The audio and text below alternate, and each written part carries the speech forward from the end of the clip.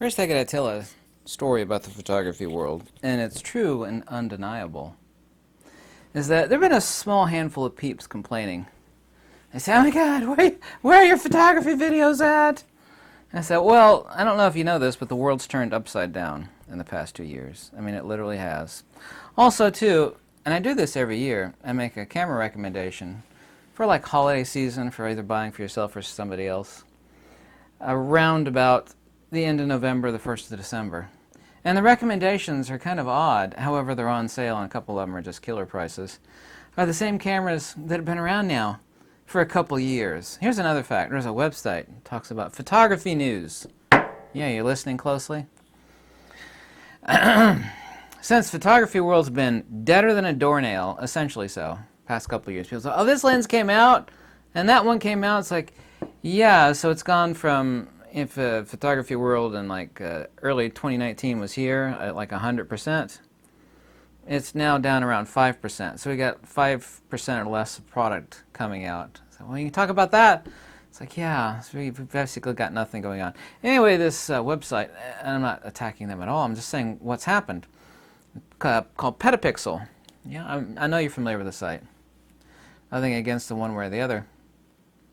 They used to have all these rows of, like, when you click on the news section or the equipment section, every day there'd be like a bunch of new stuff. But about a few months ago, they couldn't update it that often because there's just nothing happening. So now they've completely changed the format of where they can just do a single short list.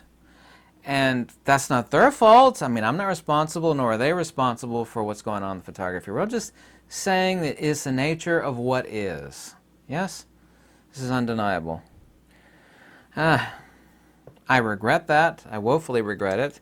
I've had a couple photography people that have visited me, and ones that I've talked to say, "Man," I said, "I get these people complaining about the photography world." It's like, yeah, so what do you want to do? There's, what do you want to talk about? There's nothing new out there. There's the new Z9. Of course, I find it odd that people think I'm attacking Nikon. I got Nikon tattooed on my body. I've spent more money on Nikon gear than anybody that's ever watched my channel, which is an undeniable fact.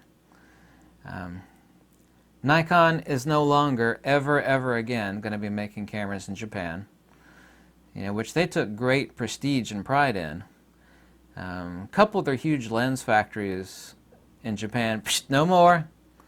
The Z lenses are junk. Every Z lens I've tested is garbage, just absolute trash. They're junk. Nikon is circling the toilet. If you don't like me stating that fact, I don't care. I don't sell any gear. I've never had any affiliate links. I tell it like it is about the camera gear. I'm surprised that the Z9 was actually priced in the mid $5,000 on a flagship camera. That's pretty good. However, it's the first flagship camera that's not made in Japan, which of course carried a premium. So that's the reason why, part of the reason why it has to be, because labor is a lot more expensive than it is in Thailand. No more flagship, no more anything flagship, no more cameras out of Japan. Nikon is circling the drain. Whether you like it or not, I don't care. However, one of the 3 cameras that I recommend for this holiday is a Nikon Z series camera. You can buy an FTZ adapter for it. This is not my #1 pick, but it's the Nikon Z5. Right now it's on sale for I don't know how much longer, for $1,000.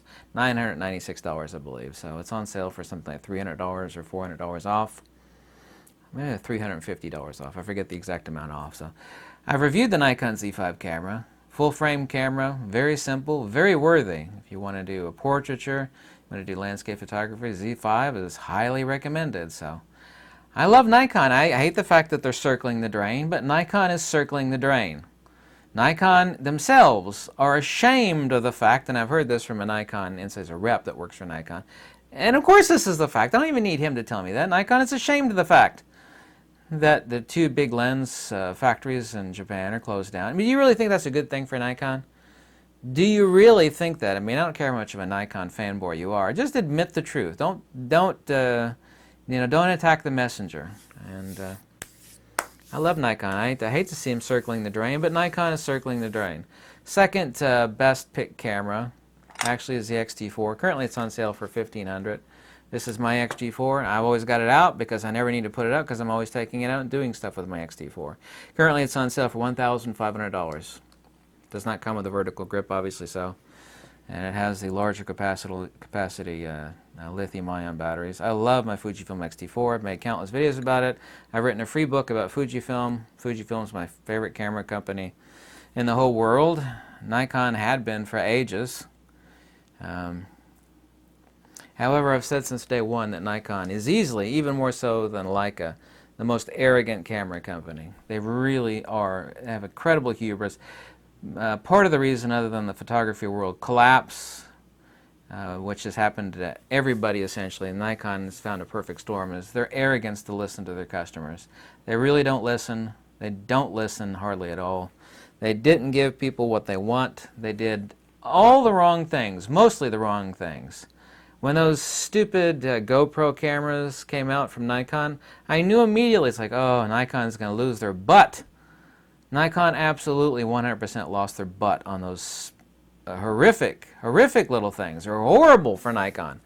I mean, I hope they fired the person that thought, well, you know, let's try to compete with GoPro. We can make some, you know, little...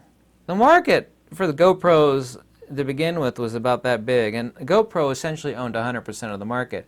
Nikon thought they'd get them some of that, and Nikon lost their butt financially doing so. Number one camera to recommend is the GFX50R, my favorite camera of all time. I've said it's my favorite camera. Is it fast?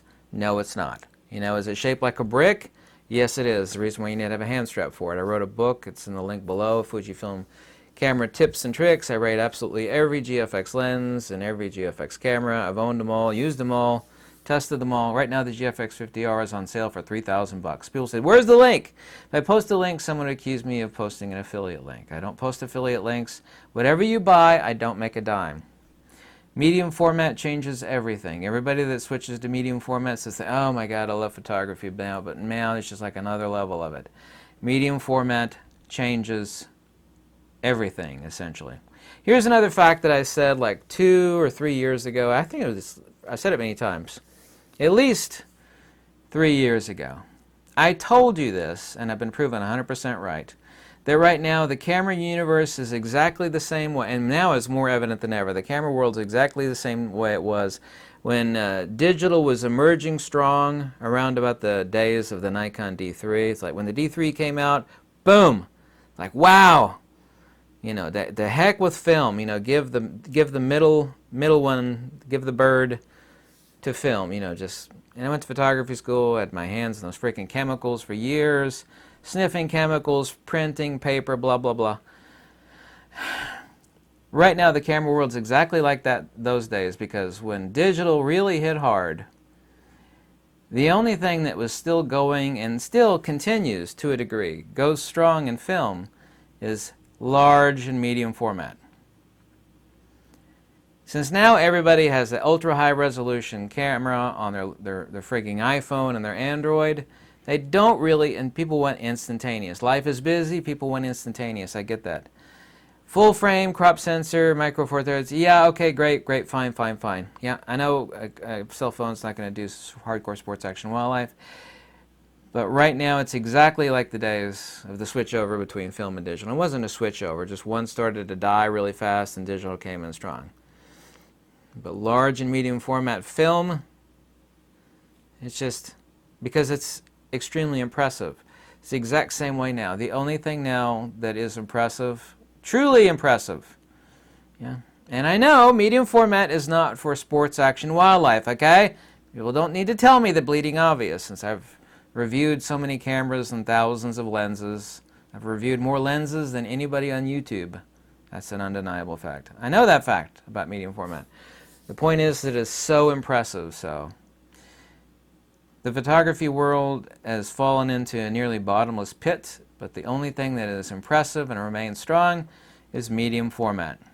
Same as it was for film when digital took a hold strong. For $3,000, if you told me even several years ago that there's going to be an impressive 51 megapixel and the images from the GFX 50S, 50R are incredible. There's a reason why Fujifilm is still using that same sensor in the new 50S Mark II. If If you told me you could get a medium format camera that was reliable and awesome for $3,000, like, man, that's incredible. $3,000? I mean, even a Nikon D850 right now on sale is nearly $3,000. The images from the GFX50R are just mind-boggling. They're going to impress the hell out of you. Of course, you need to have the proper display to see how impressive they are. You need to have a 4K display. You know, don't pull them up on your MacBook Air and say, I can't see the difference.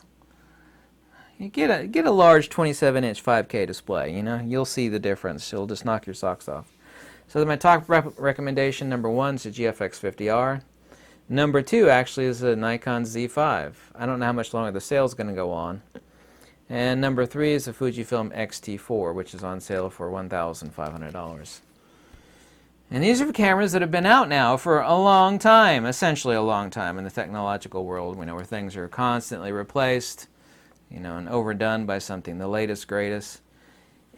And don't blame me for the collapse of the photography world in general. What's happened in the past 2 years, and, you know, people, let's face it, people are getting sick to death, you know, of this, gear sniffing, you know, becoming a gearaholic. Like, oh my God, you know, my 1-year-old camera is not cutting anymore. I need the latest, greatest, greatest, greatest, greatest. Everything that I didn't need for product photography and that I didn't use quite often, and the really great lenses that I have, I still have hundreds of lenses, I sold off to buy a farm and a cabin. And man, I made the right choice. Yeah. Love photography, still have tons and tons of photographic equipment, but the stuff that I had multiples of, and the stuff that's been collecting dust in the drawers, I still kept the very, very, very best lenses, of course, but I sold that off. So that's my recommendations for best cameras for 2021 for the holiday season. There are no links because I don't want to be accused of posting any affiliate links, because I don't do that.